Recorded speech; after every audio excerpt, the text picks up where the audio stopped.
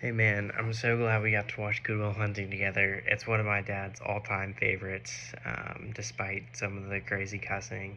Uh,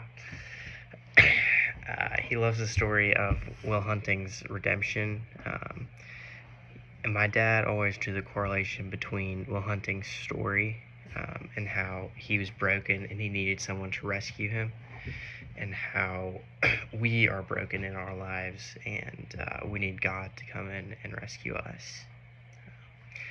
Will is so self destructive in his life. He clearly has a hole in his heart because of past trauma and abuse that happened in his early life. And also the things he did later on in his life just to kind of stunt his career, so to speak.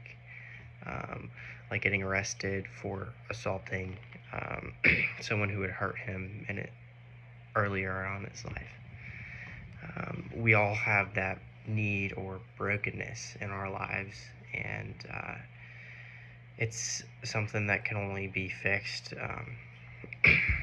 by God and accepting Him.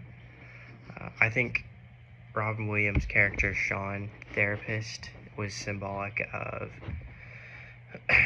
someone who can help us through our lives and our sin, because he was sort of Will's guide through his pain and anger.